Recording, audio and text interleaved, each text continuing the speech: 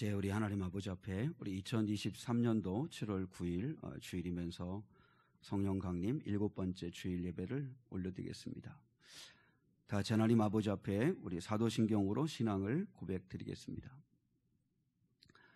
전능하사 천지를 만드신 하나님 아버지를 내가 믿사오며 그 외아들 우리 주 예수 그리스도를 믿사오니 이는 성령으로 잉태하사 동정녀 마리아에게 나시고 본디오 빌라도에게 고난을 받으사 십자가에 못 박혀 죽으시고 장사한 지 사흘 만에 죽은 자 가운데서 다시 살아나시며 하늘에 오르사 전능하신 하나님 우편에 앉아 계시다가 저로서 산 자와 죽은 자를 심판하러 오시리라.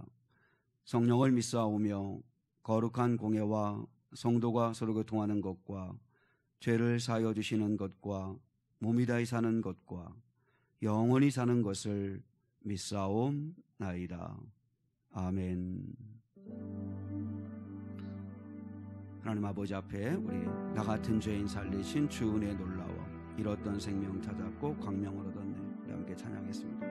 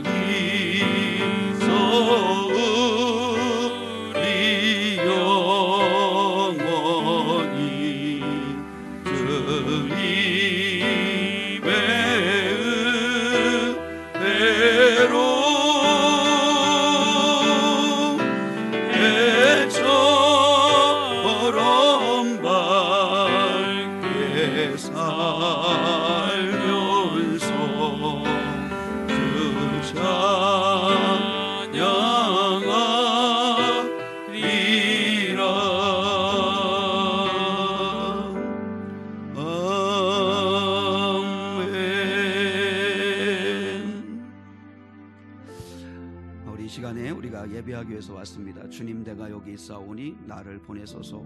나의 마음 나의 몸 주께 드리오니 주 받으옵소서. 주님 내가 여기 있사오니 나를 써주소서. 가진 건 모두 다 주께 드리오니 주 받으옵소서. 아마 또 이 PPT에는 할렐루야 이렇게 나올 수 있습니다. 우리 개신교에서는 할렐루야 히브리어 발음을 따라서 할렐루야라고 하고 알렐루야라고 하는 건 같은 뜻인데 하나님을 찬양하라는 뜻인데 이것은 천주교에서 이제 헬라어 발음을 따라서 그렇게 발음하는 것입니다. 그래서 우리가 오늘 찬양할 때는 할렐루야로 찬양하면 좋겠습니다. 주님 내가 여기 있사오니.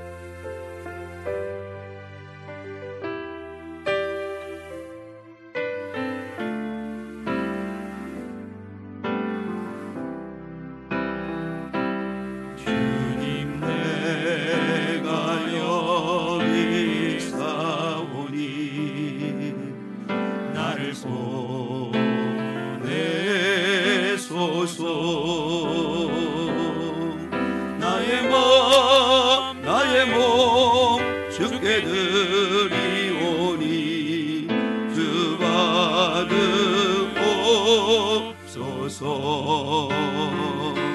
주님 내가 여기 있사오니 나를 써주소서.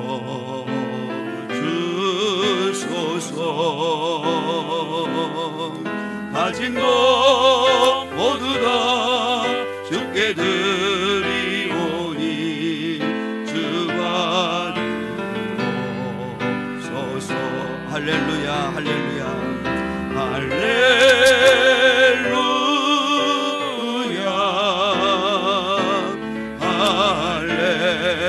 할렐루야.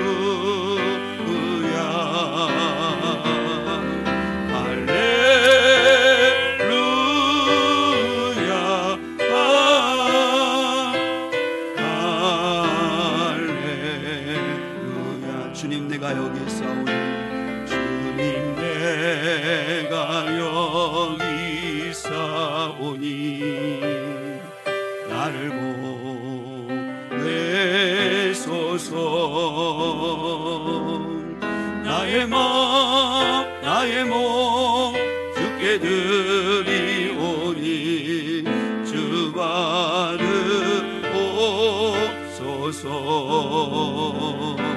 주님 내가 여기 있사오니 나를 써주소서.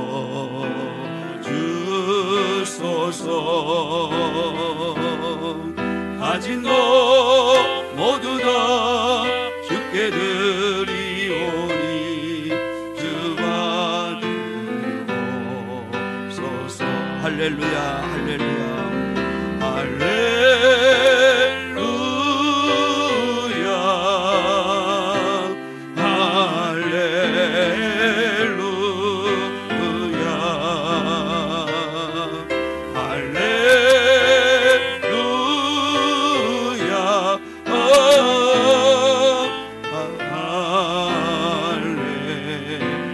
할렐루야 할렐루야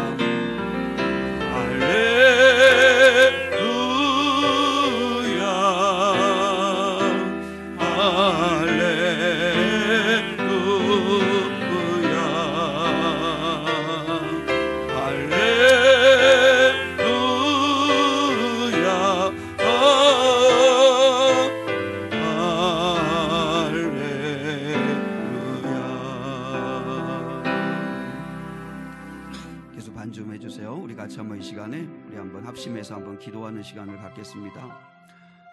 주님 내가 여기 있습니다. 나를 기억해 주십시오. 나에게 은혜를 베풀어 주십시오. 주님 나를 보내주십시오. 나를 써주십시오. 나를 당신의 거룩한 도구가 되게 해주십시오. 이 시간 있는 모습 그대로 왔사오니 저를 받아주시고 예수의 거룩하신 보혈의 능력으로 우리의 모든 죄를 맑게 씻겨주시고 우리 안에 계시는 그리스도를 뜨겁게 사랑할 수 있는 마음이 회복되게 하시고 그리고 주님께서 나를 보내시는 곳에서 그리스도인다운 삶을 살아 영광 돌릴 수 있게 도와달라고 하나님 아버지 앞에 주님 내가 여기 있사오니 나를 보내시고 나를 받으시고 나를 써달라고 하나님 앞에 은혜 구하면서 기도하기를 원합니다. 그리고 이 시간에 또한 구원이 필요한 자들에게 하나님의 구원의 손길이 또한 이 시간 주의 생명의 말씀을 전한 종에게 하나님의 은혜가 임할 수 있도록 같이 하나님 아버지 앞에 기도하겠습니다. 거룩하시고 자비하신 아버지 하나님 감사합니다. 존귀하시고 자비하신 하나님 아버지 이 시간도 성령 충만하며 이 시간도 역사하신 은혜가 임하기를 소망합니다. 하나님 아버지 주님 저희가 여기 있습니다. 이렇게 하나님 아버지께서 저희를 불러주셨습니다. 주님 저희가 여기 있사오니 아버지 저희를 기억해 주시고 하나님 아버지 저를 써주시고 저를 보내주시옵기를 원하고 기도합니다. 하나님 아버지 오늘도 예배함을 통하여서 우리의 영혼이 깨끗하게 도와주시고 아버지 깨끗한 심령 위에 성령의 불이 붙게 도와주시고 그 뜨거운 마음과 뜨거운 사랑을 가지고 아버지여 또한 주님께서 보내시는 곳에 가서 그곳에서 그리스도인다운 거룩한 삶을 살 수 있도록 역사해 주시옵기를 원합니다. 존귀하시고 자비하신 우리 아버지 하나님께서 이 시간도 임재하여 주시옵시고 성령으로 충만하게 하여 주시옵소서. 저희를 아버지 하나님이여 홀로 두지 마시고 주님 이 시간에 임재하여 주시옵기를 소망합니다. 성령으로 충만하기를 소망합니다. 하나님 아버지께서 역사해 주시옵기를 소망합니다. 또한 거룩하시고 자비하신 아버지 하나님 앞에 이 시간 구하고 구하오니 하나님 아버지 무엇보다도 우리에게 구원이 필요합니다.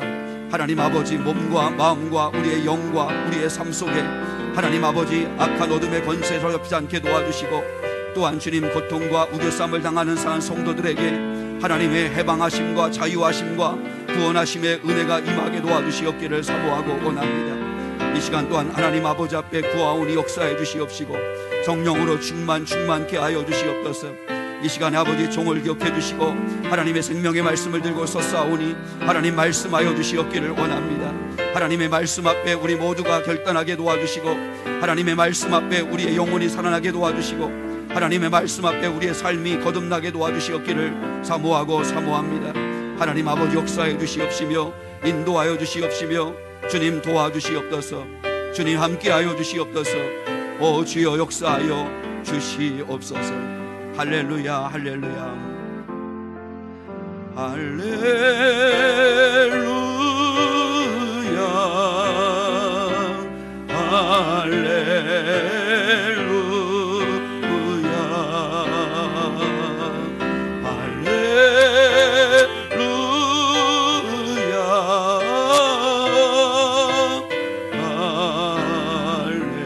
할렐루야 나를 받으옵소서. 나를 받으옵소서.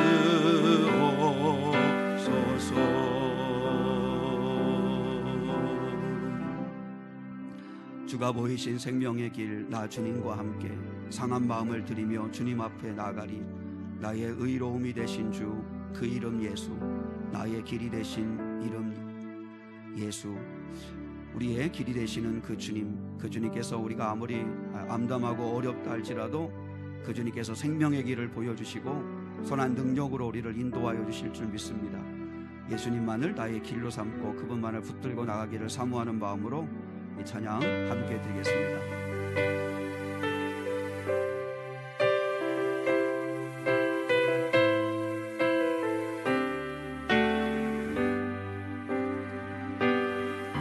주가 보이신 생명의 길 나 주님과 함께 상한 마음을 들이며 주님 앞에 나가리.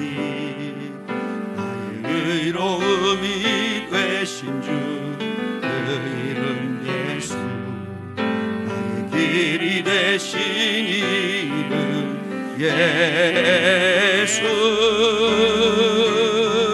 나의 길 오직 그가 하시나니. 나를 단련하신 후에 내가 정금같이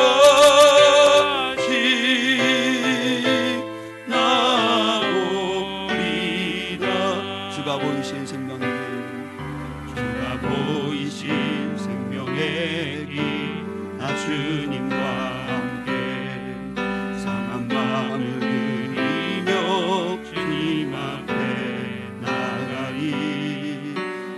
의로움이 되신 주 그 이름 예수, 길이 되신 이름 예수, 나의 길 오직 그가 하시나니. 나를 단련하신 후에 내가 정금같이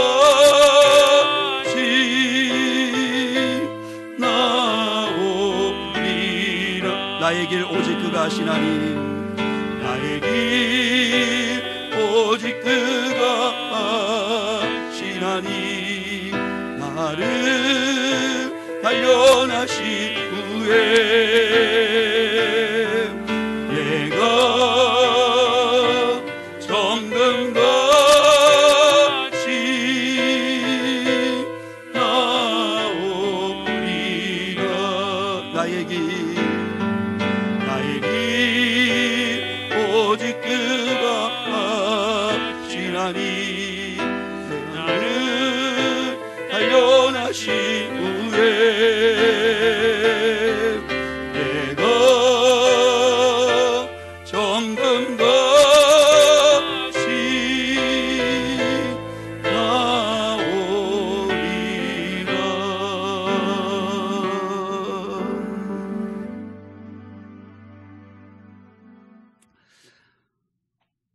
오늘 주일은 성령 강림의 7번째 주일입니다. 날마다 거룩한 주일을 맞이할 때마다 하나님의 은혜가 우리 산 성도들에게 임할 수 있기를 원합니다. 또 중고 정보임 또 중보기도 모임에 하나님의 은혜가 함께할 수 있기를 원하고 늘 기도해 주십시오. 우리 모임 가운데 하나님의 은혜가 임하고 또 모임 가운데 성령의 역사가 임하고 또 모이기를 힘쓰는 은혜가 임할 수 있도록 기도해 주시면 좋겠습니다. 성전 청소, 점심 봉사는 참조하시고 또 이번 주는 둘째 주간으로 또 화요 반찬 봉사가 있습니다. 늘 수고하는 분들에게 하나님의 은혜가 임하면 좋겠습니다. 같이 좌우 앞뒤문 같이 이렇게 인사하겠습니다. 말씀이 들리게 하옵소서. 인사하겠습니다. 말씀이 들리게 하옵소서. 한 번 더 인사하겠습니다. 말씀이 나를 살리는 은혜가 있기를 원합니다. 말씀이 당신을 살리기를 원합니다. 시작.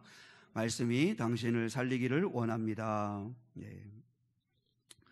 오늘 주신 말씀 같이 나누시겠습니다. 오늘 주신 말씀은 마가복음 15장 6절로 15절 말씀입니다.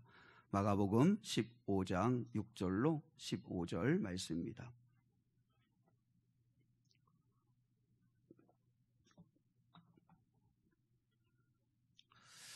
우리 한 절씩 하나님 말씀을 받들어 읽겠습니다.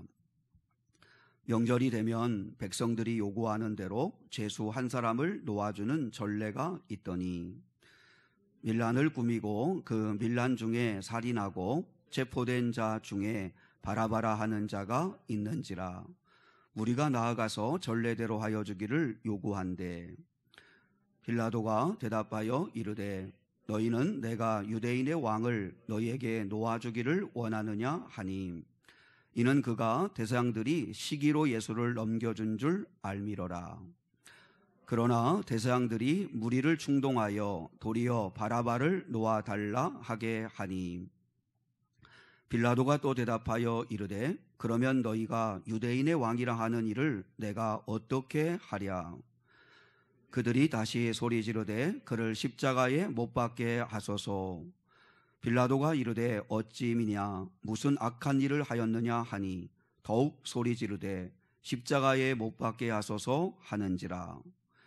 빌라도가 무리에게 만족을 주고자 하여 바라바는 놓아주고 예수는 채찍질하고 십자가에 못 박히게 넘겨주니라. 아멘. 신분의 변화, 수준의 변화라고 하는 제목 가지고 함께 말씀의 은혜를 나누기를 원합니다.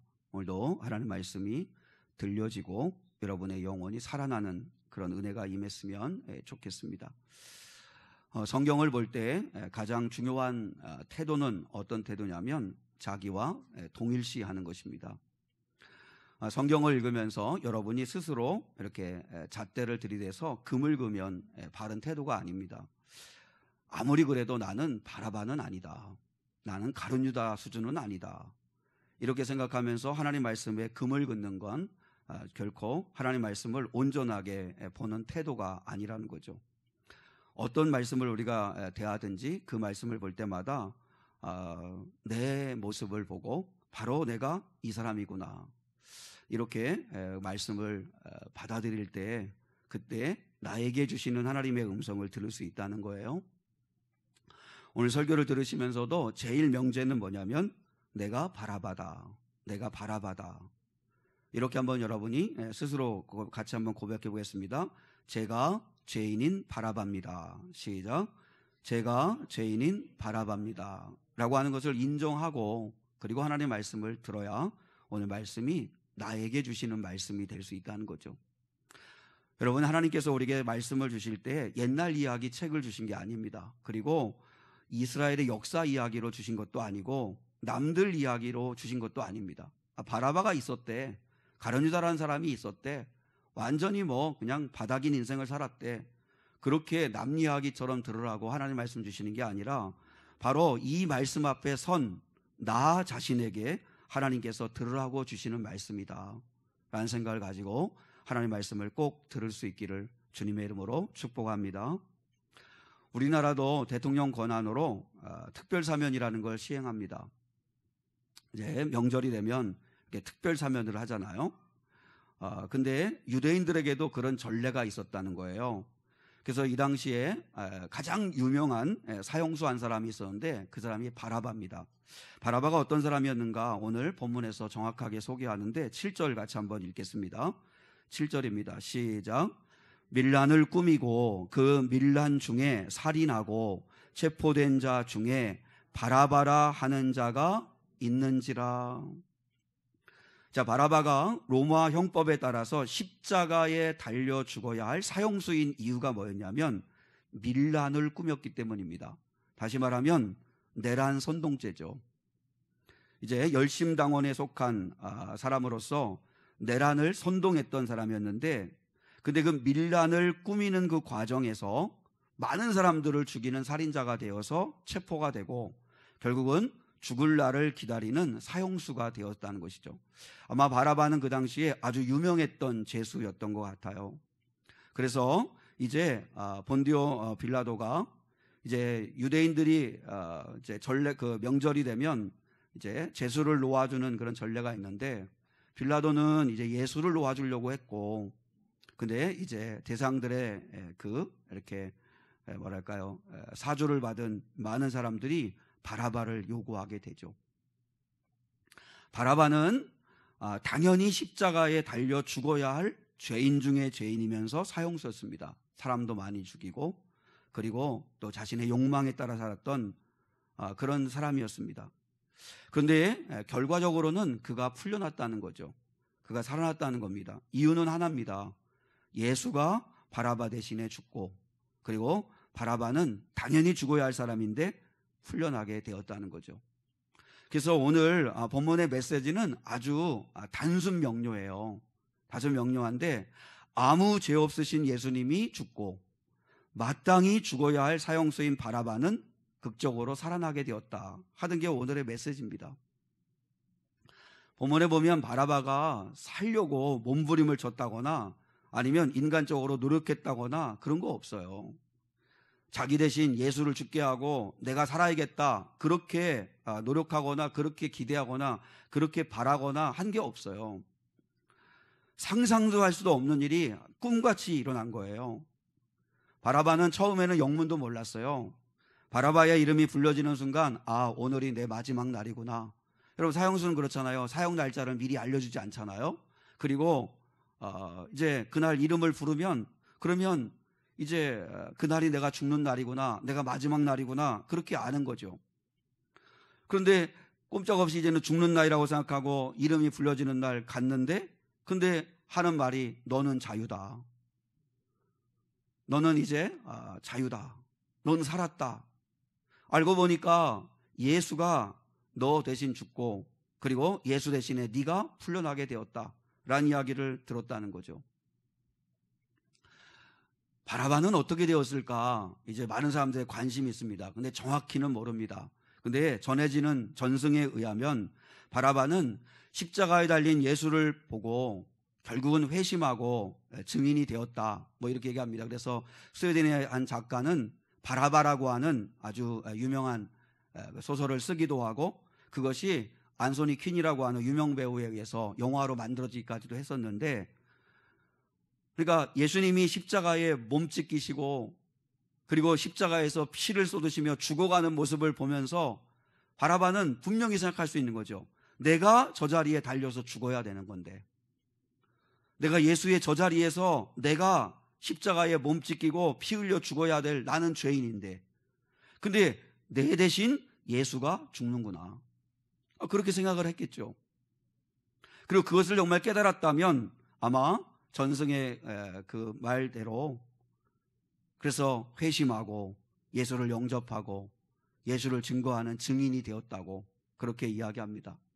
근데 회심 여부는 정확히 알 수 없습니다. 아마 우리가 천국에 이르러 가 보면, 그러면 바라바가 거기 있다면 아마 그는 회심한 거겠죠. 극악무도한 정말 유명한 죄수 중에 죄수였던 바라바가 이제 구원받고 증인의 삶을 살았다는 그 전승의 이야기처럼 되었다면 참 좋았다 하는 생각을 하는데, 근데 뭐 그 여부는 정확히 알 수 없어요. 그러나 우리가 충분히 영적 상상력을 동원해 볼 수 있다는 거죠. 생각해 보세요. 예수님께서 바라바 한 사람을 살리려고 십자가 달려 죽은 건 결코 아니잖아요. 바라바 같은 정말 소망 없는, 정말 죽을 수밖에 없는 그런 죄인들을 대신해서 십자가에 달려 죽으신 거잖아요. 그렇게 본다면 내가 바라바다 라는 그런 마음을 가지고 오늘 말씀을 대할 때 나도 예수 때문에 사는구나 하는 것을 깨달을 수 있다는 거죠.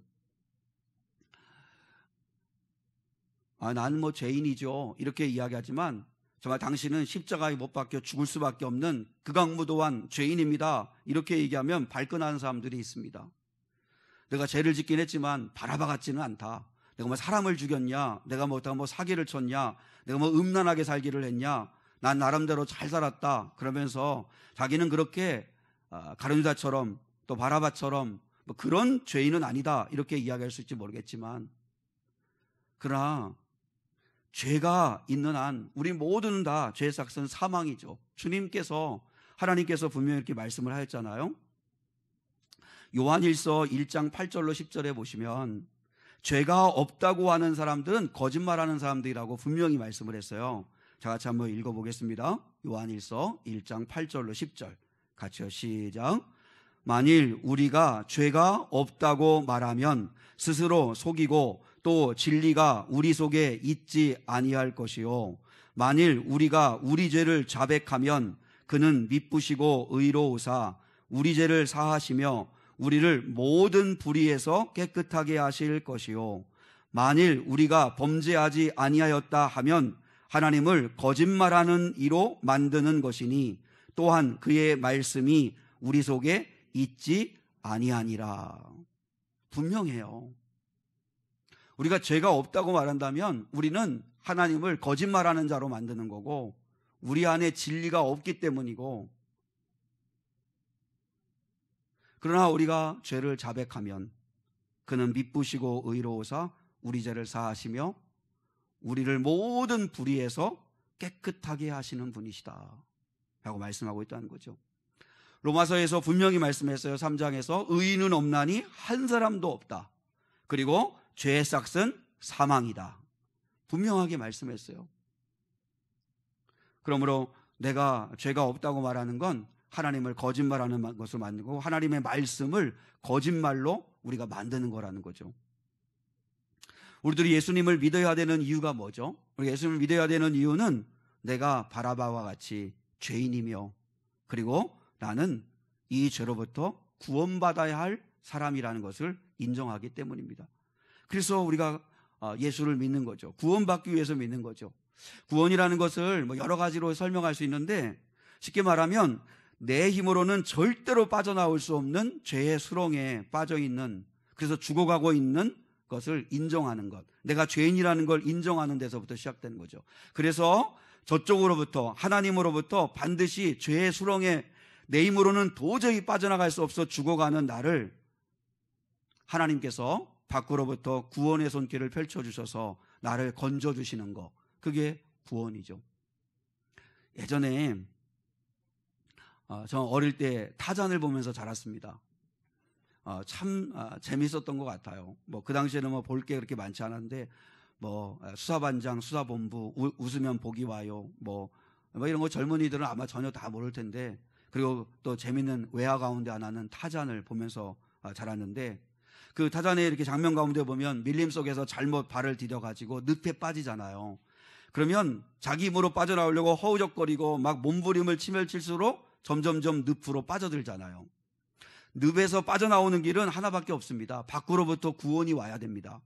근데 그 순간에 누군가가 밖에서 밧줄을 던져주잖아요. 그리고 코끼리들이 끌어내잖아요. 왜냐하면 힘이 있어야 끌어낼 수 있으니까 코끼리들이 그걸 끌어내는 그런 장면들을 본 적이 있어요. 불교는 자력 종교입니다.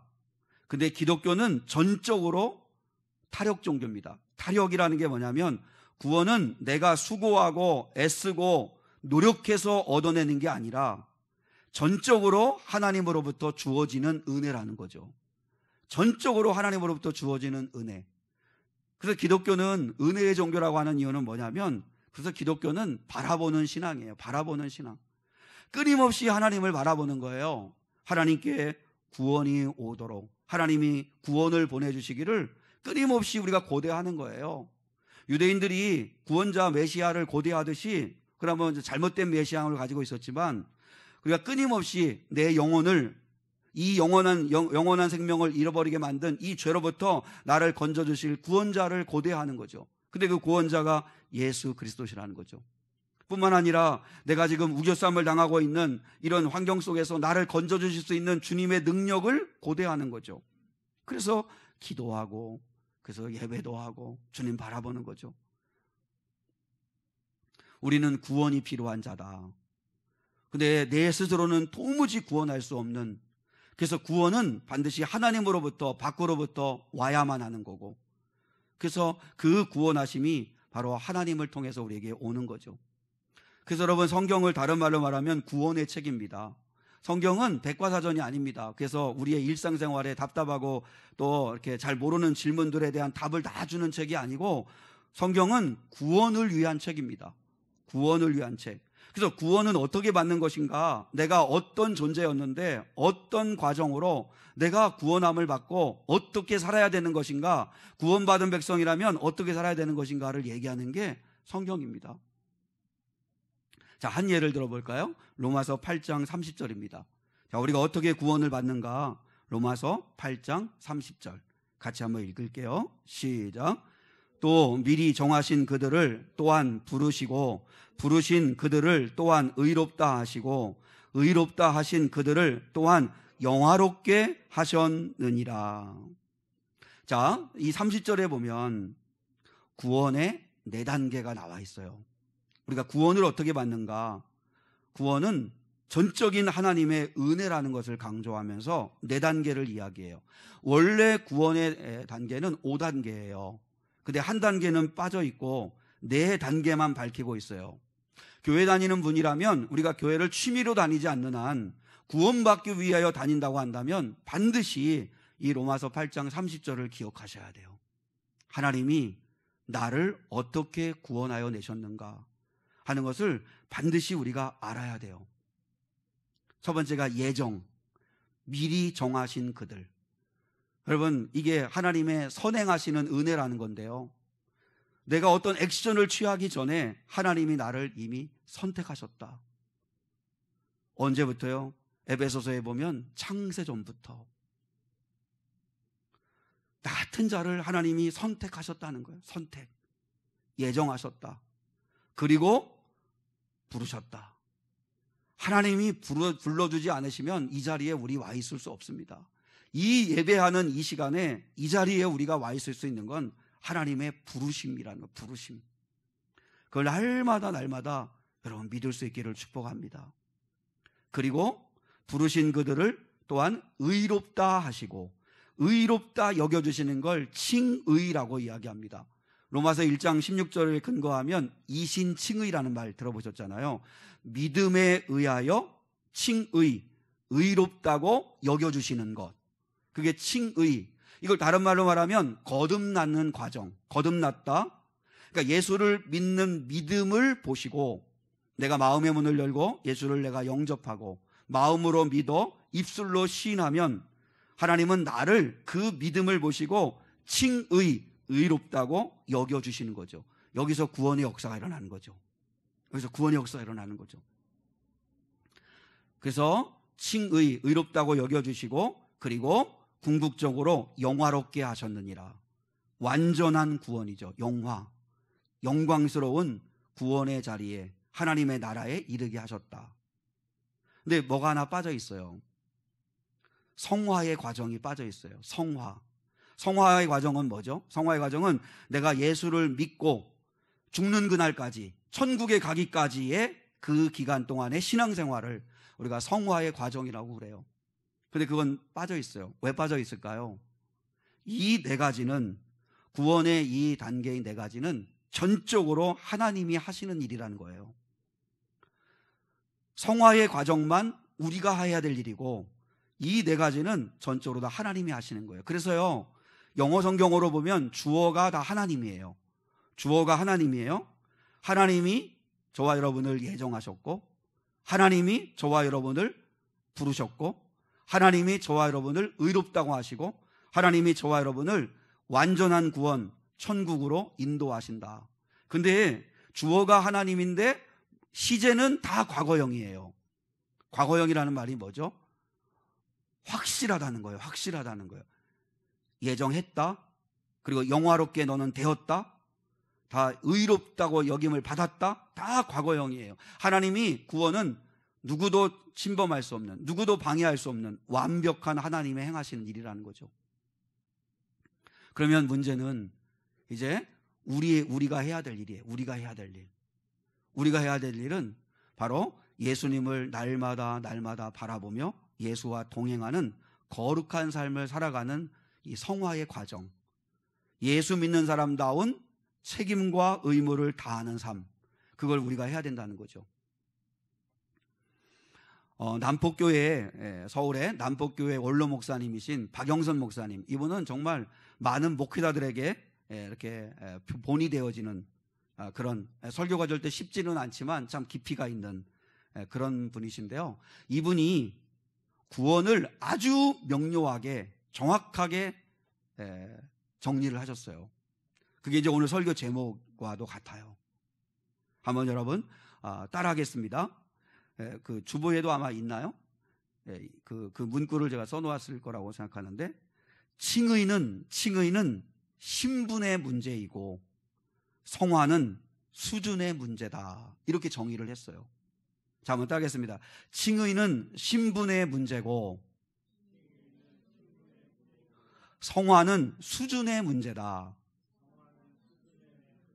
너무 정확하게 구원이 뭐냐, 하나님의 구원이라는 게 뭐냐, 이 구원은 두 가지로 이해되면 된다. 칭의, 의롭다함을 여기는 것, 예수를 믿음으로 말미암아, 예수를 영접함으로 말미암아 의롭다함을 받음으로 나에게 벌어지는 일이 신분의 변화가 일어난다. 신분의 변화. 칭의는 신분의 문제를 이야기하는 거고, 그러면 이제 예수 그리스도를 믿는 자로서 내가 신분이 거듭나고 변화되었다면 성화는 수준의 문제라는 거죠. 그리스도인다운 수준, 예수를 닮는 사람으로서의 수준이 날마다 좋아지는 것, 그게 구원을 이루어가는 거라는 거죠. 그런데 우리는 내가 예수 믿고 내가 구원받았어요. 구원받고 에베소서에 있는 대로 내가 신령한 복을 받았어요. 내 은혜를 받았어요. 예수 믿으면 형통하게 돼요. 늘 우리는 어디에만 초점이 있었냐면 칭의에만 관심이 있었다는 거죠. 예수 믿고 복 받았다. 예수 믿고 은혜 받았다. 우리가 어디를 소홀히 한 거예요? 성화. 우리의 수준을 높이는 일, 신분의 수준의 변화가 일어나는 일, 여기에 우리가 소홀히 했다는 거죠. 자, 먼저 신분의 변화.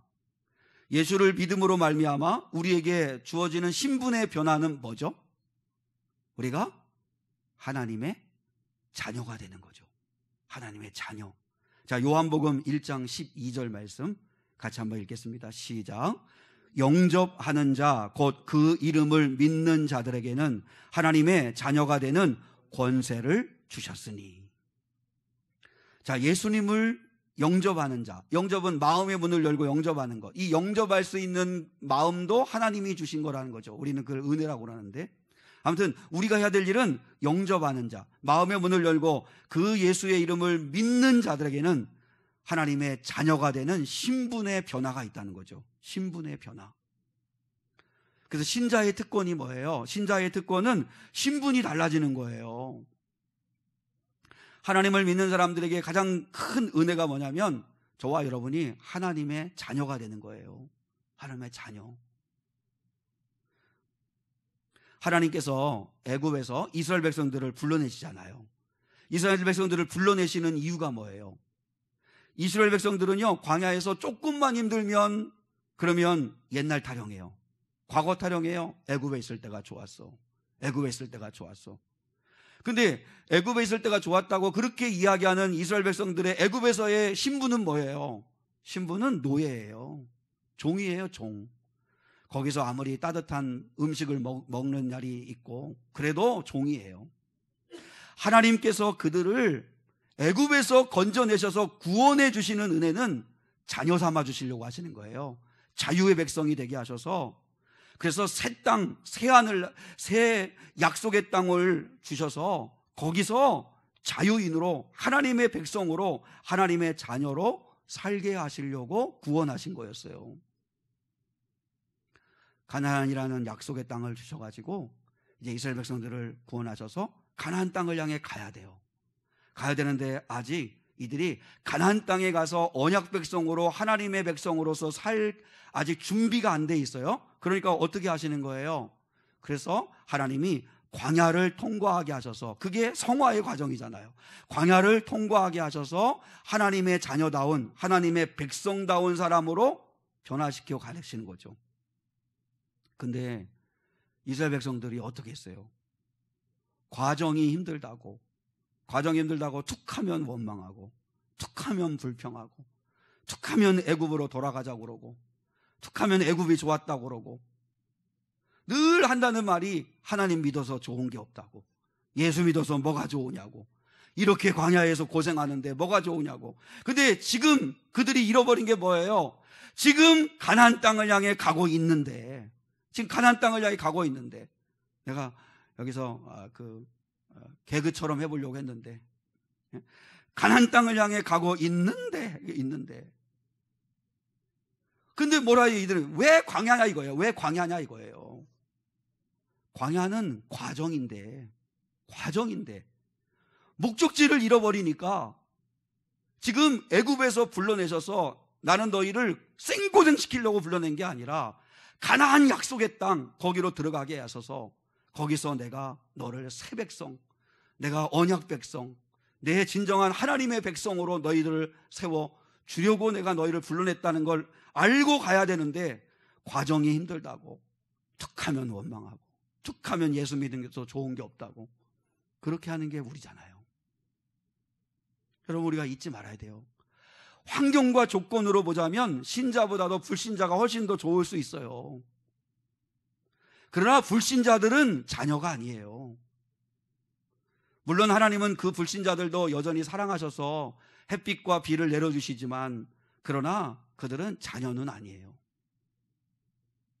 환경과 조건으로 보면 신자나 불신자나 다를 게 별로 없고, 아니 오히려 불신자들이 더 편해 보이기도 하고, 그럼에도 불구하고 신자와 불신자의 근본적으로 다른 점은 뭐냐면, 내가 어디를 향해 가고 있느냐, 내가 지금 어디를 향해 가고 있냐. 우리는 하나님의 나라를 향하여 가고 있는 자들이라는 거죠. 근데 예수 믿는 게 힘들다고, 신자의 삶이라는 게 힘들다고, 우리가 그 과정이 힘들다고 원망하고 불평한다면 하나님의 자녀가 아닌 거죠. 우리가 잘못 생각하고 있는 거라는 거예요. 하나님의 자녀니까 과정이 힘들 수 있는 거예요. 왜요? 광야를 통과해야 되니까. 하나님 아버지의 사랑을 우리가 절대 의심하지 말아야 한다는 것입니다. 제가 설교 준비하면서 그 경북대학교의 박찬석이라고 하는 그 총장의 그 글을 읽었습니다.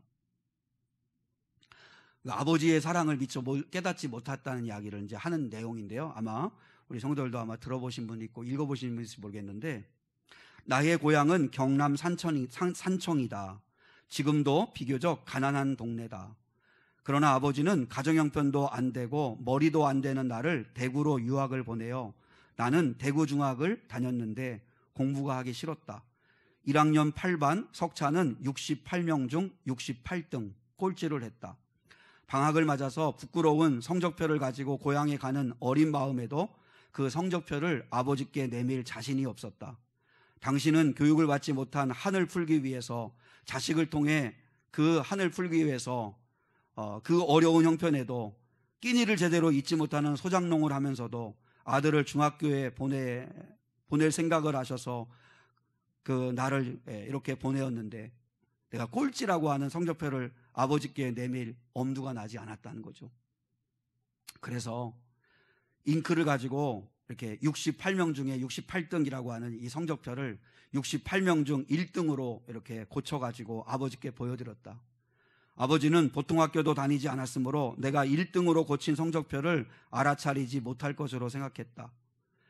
대구로 유학한 아들이 집으로 왔으니 친지들이 몰려와가지고 찬석이는 어떻게 공부를 잘했나?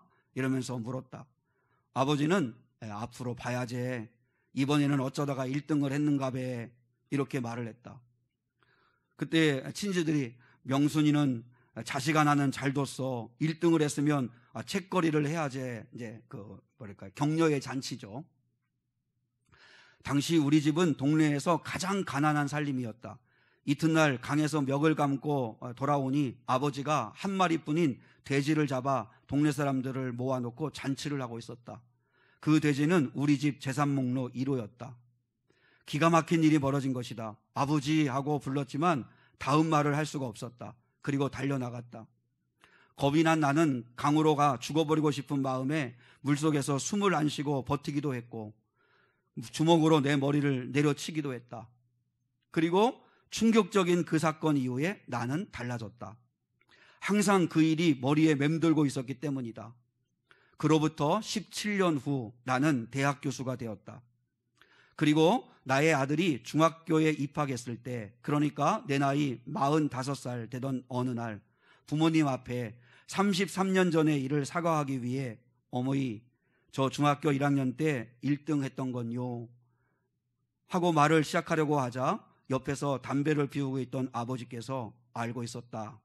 그만해라, 민우가 듣는다 라고 하셨다. 자신의 위조된 성적을 알고도 재산 목록 1호인 돼지를 잡아 잔치를 하신 부모의 마음을 박사이고 교수이고 대학 총장인 나는 아직도 감히 알지 못한다. 이제 그런 이야기입니다. 그러니까 육신의 부모의 사랑도 하나 알 수 없다는 거죠. 그 아들의 그 위조한 성적표 알고 있으면서도, 그러면서도 돼지를 잡아서 잔치를 베풀고, 그것 때문에 또 이 아이가 또 깨닫고 공부하기를 시작했다는 거죠. 여러분, 육신의 부모의 사랑을 우리가 다 어떻게 알겠습니까? 근데 하나님의 사랑은 감히 어떻게 알겠어요? 독생자 예수를 내어주신 사랑을 우리가 알겠습니까? 우리는요, 근데 툭 하면 원망하는 거예요. 고난 주시는 이유는 알지 못하고 그저 광야라고, 그래서 늘 힘들다고, 늘 왜 이런 어려움을 주느냐고, 지금 목적지를 잃어버리니까 늘 불평하고 원망만 하는 거예요. 우리가 지금 어디로 향해 가고 있는 자인지, 우리가 어떤 자로 부름받았는지를 모르고 늘 하나님의 사랑을 의심하고 불신하고, 그럼 늘 넘어지는 거죠. 아세요, 사랑하는 성도 여러분? 내가 왜 가치 있는 사람이죠? 내가 가치 있는 사람은 내가 가치 있는 일을 했기 때문에 가치 있는 게 아니고 하나님께서 나를 사랑하시기 때문에 나는 가치 있는 존재가 되는 겁니다. 하나님은, 이 세상은 그래요. 사랑할 만한 가치가 있어서 사랑할 때 가치가 있어서 사랑하는 것도 있지만, 사랑하니까 가치가 있는 게 있어요. 그게 바로 하나님의 사랑이라는 거예요.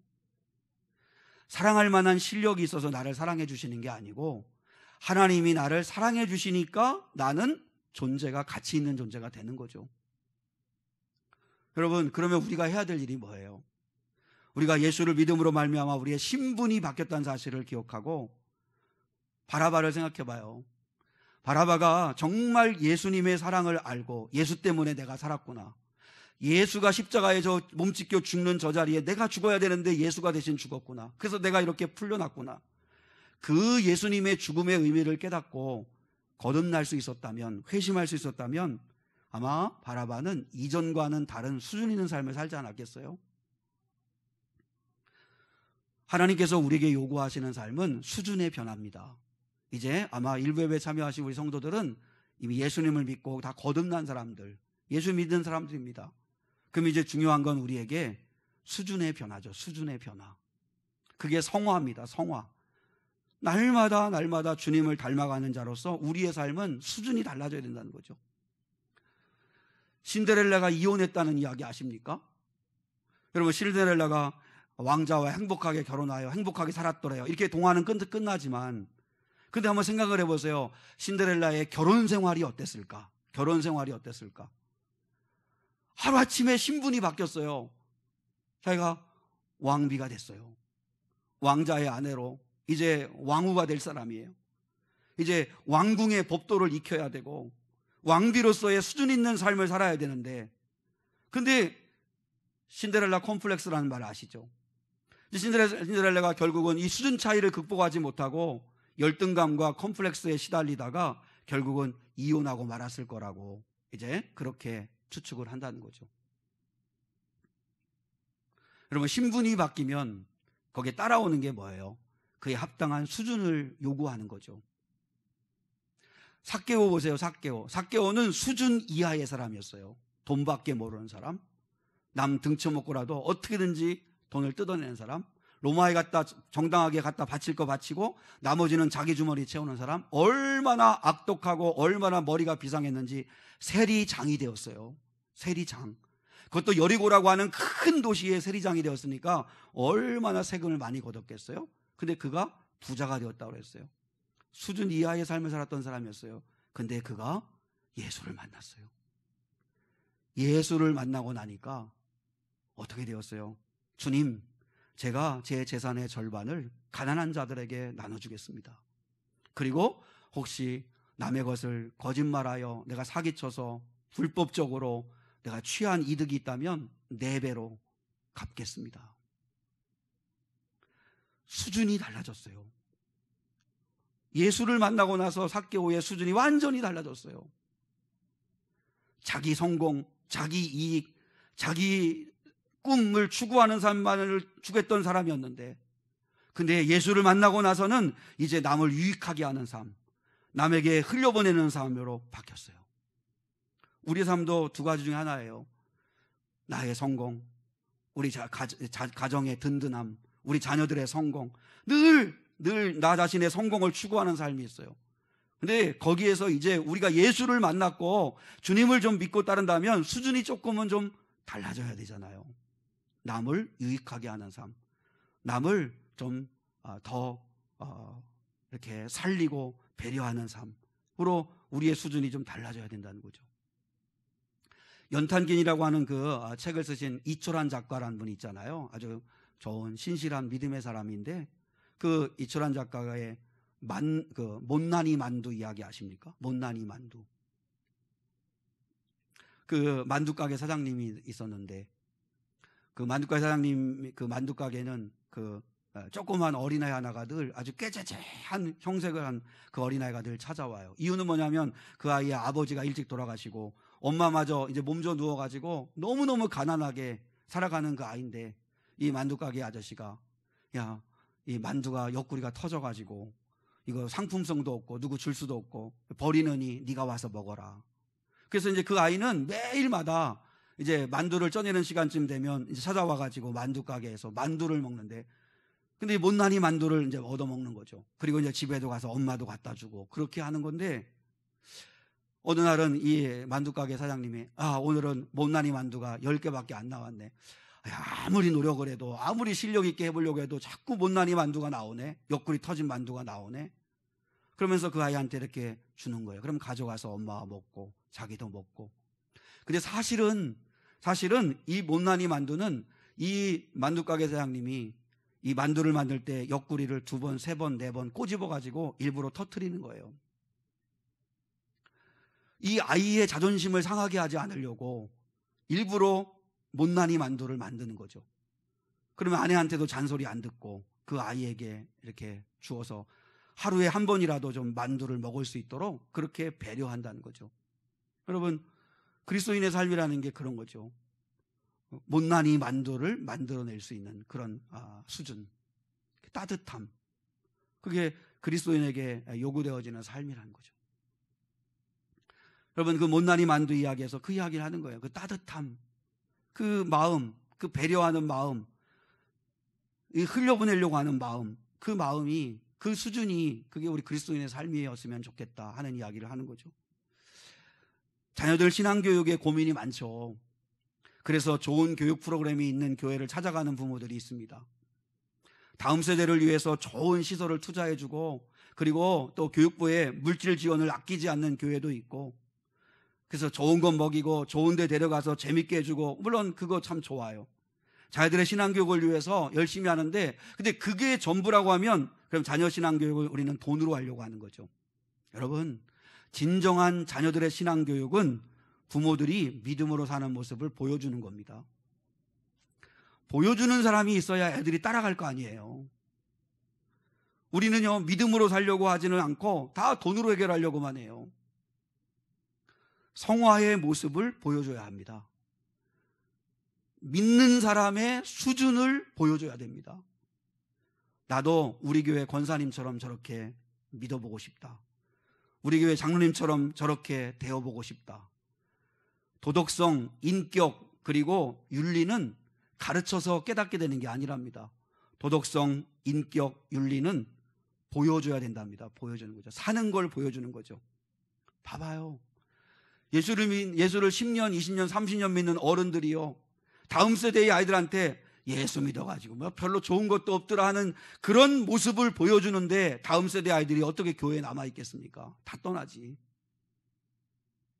여러분, 우리가 예수 믿어서 이렇게 좋더라, 예수 믿어서 이렇게 행복하더라, 예수 믿으니까 더 좋은 사람이 되고, 예수 믿으니까 더 따뜻한 사람이 되고, 예수 믿으니까 더 진실한 사람이 되고, 더 수준 있는 사람이 되어가야 다음 세대 아이들이 남아있을 수 있잖아요.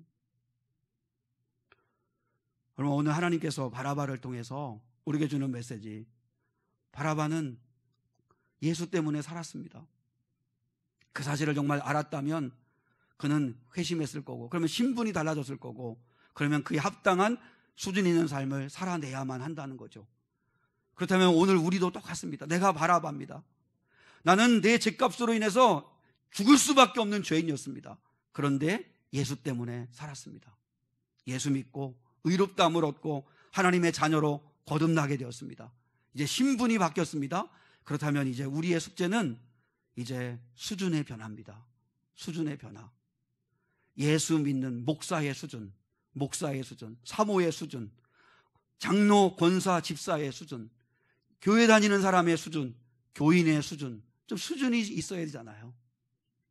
이제 수준의 변화를 위해서 날마다 우리가 하나님의 자녀요, 하나님의 딸이니까 그 삶을 살아갈 수 있는 저와 여러분이 될 수 있기를 주님의 이름으로 축복합니다. 너는 내 아들이라, 오늘 내가 너를 낳았도다. 힘들고 지쳐 낭망하고 넘어져 일어날 일 전혀 없을 때 조용히 다가와 손잡아 주시며 나에게 말씀하시네. 우리 한번 이 찬양을 결단의 찬양으로 같이 한번 드리겠습니다.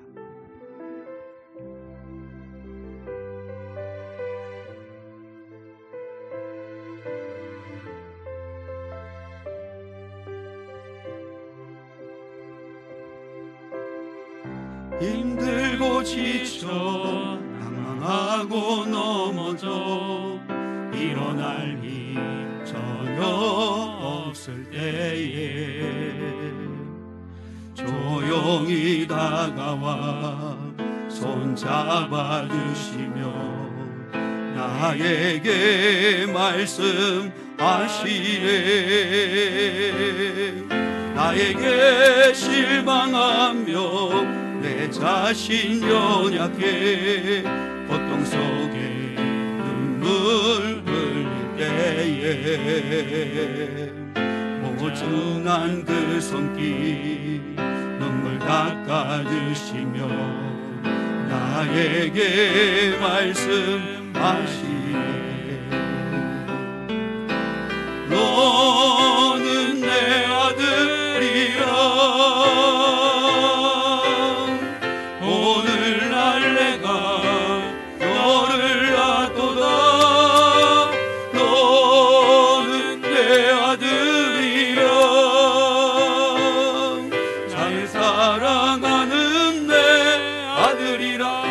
내 딸이라 너는 내 딸이라 오늘날 내가 너를 낳도다 너는 내 딸이라 예산 내 아리라. 같이 한번 이 시간에 잠시 하나님 앞에 한번 기도하기를 원합니다. 우리는 하나님의 아들이요 딸입니다. 하나님의 아들이요 딸이면 힘들고 지쳐 낭망한 일이 많고 힘든 일이 많고 어려운 일이 많지만 그러나 우리는 하나님의 나라를 목적으로 삼고 그리스도와 함께 성령과 동행하며 가는 그리스도인입니다.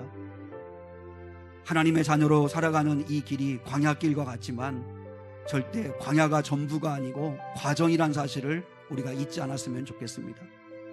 그 과정마저도 중요하다는 사실을 잊지 말고 하나님 그 과정을 통해 내 수준이 더 높아지게 도와주시고 믿는 자다운 삶을 살아갈 수 있도록 인도하여 주셔서 우리 가정의 아이들, 우리 다음 세대 아이들이 믿음으로 살아가는 건 저런 거야 하고 보여줄 수 있는 삶이 되게 하셔서 다음 세대가 교회를 떠나가는 것이 아니라 남아있고 우리를 닮아 거듭나며 새로워지는 아이들이 될 수 있도록 은혜를 베풀어 주시기를 원합니다.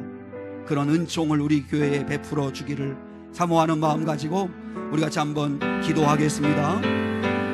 하나님 아버지 감사합니다. 거룩하시고 자비하신 아버지 하나님, 우리가 어떠한 구원을 받았는가를 알게 도와주시옵기를 원합니다. 우리는 사랑받을 만하고 구원받을 만한 가치가 있는 자들이 아니었습니다. 실력 있는 자들도 아니었습니다. 그럼에도 불구하고 하나님께서 전능하신 은혜의 손길로 우리를 선택하여 주시고 우리를 하나님의 자녀 삼아 주셔서 이렇게 예배하는 거룩한 자가 되게 하셨습니다. 이제 아버지 저희들이 또한 이제 그리스도인으로서 거듭나고 하나님의 자녀가 되었다면 하나님 아버지 성도로서의 삶을 살아갈 수 있게 도와주시기를 원합니다. 날마다 수준의 변화를 위하여 달려가는 저희가 되게 도와주시기를 원합니다. 아버지 예수를 믿음으로 말미암아 더 따뜻하며 더 진실하며 더 좋은 사람이 되며 더 착한 사람이 되며 더 하나님 아버지의 은혜를 나누는 거룩한 자가 되어 하나님 아버지 많은 젊은이들이 많은 다음 세대가 우리 자녀들이 예수를 믿을 만한 가치가 있음을 알게 도와주시옵기를 원합니다. 아버지 목사로서 장로 권사로서 집사로서 교인으로서의 수준을 유지할 수 있도록 은혜를 베풀어 주시옵기를 원합니다. 주여 임재하여 주시옵소서. 힘들고 지쳐 낭망한 일이 있다 할지라도 절대 주저앉지 말게 도와주시고 내가 하나님의 아들임을 내가 하나님의 딸임을 믿고 일어서는 거룩한 자들 되게 도와주시옵소서. 주여 임하여 주시옵시고 주여 함께하여 주시옵소서. 성령으로 충만케 하옵소서.